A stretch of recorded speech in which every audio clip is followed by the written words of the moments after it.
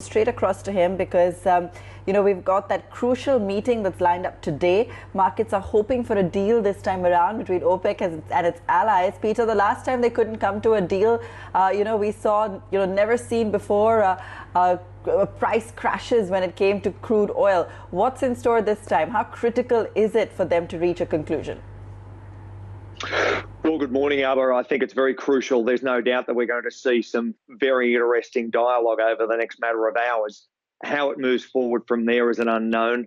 We're all understanding that there could be geopolitical sensitivities to it. You're looking at whether Russia and MBS, that's the Saudis, really put together a deal, and how big a cut are we talking? So, Abba, I think it's going to be quite a dramatic day.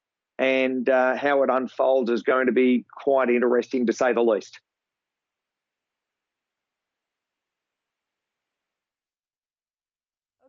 Okay. We've been hearing all kinds of commentary from either side talking about, the fact that they're okay with that extended supply environment, and that, war for market share really continuing. Strategically as well now, what are the factors behind, Russia possibly changing its stance, or the Middle East now changing its stance? Well, I think that there's every chance that you could see a change as far as sentiment. If neither side come to the party, we would believe, I think most analysts would, that the deal's already been done. It's just going to be dialogue, taking it to market and letting the media know, and of course, globally, what the picture is from those two big producers. But if there's any upset to market interpretation, then that's going to have a great impact, I think, as far as pushing the market lower from here. If the deal gets done and they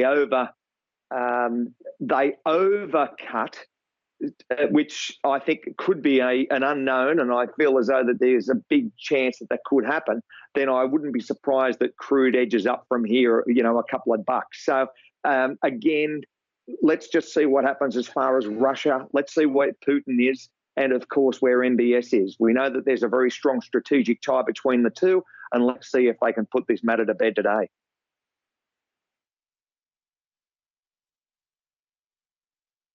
Wanted to just get in your take as to what the outlook is when it comes to the overall economy, given that we're talking about a global recession looming large, and of course we are going to see the adverse outcome of the coronavirus play out across the globe. How bad do you think the situation is really going to be from the perspective of the overall GDP growth, the fiscal deficits, as well as the kind of multitude of job losses that we're going to witness? I think all of those ingredients go into a big melting pot, and that equals demand destruction across the crude sector. We don't know what that headline number is going to be. Is it going to be down 20 million, 30 million barrels a day as far as consumption?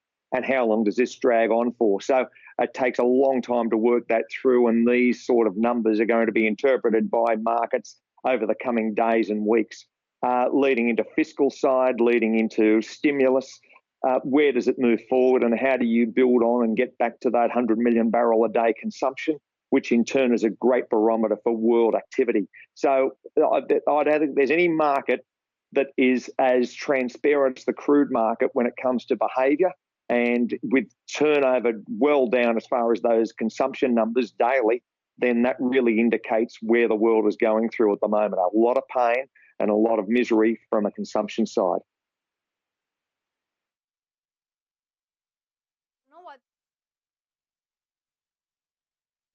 We'll let you go on that note. Many thanks for joining in and giving us a sense as to what we could potentially expect. It is that oil meet, the OPEC plus meet that is later today. And as of now, it's in a wait and watch mode. So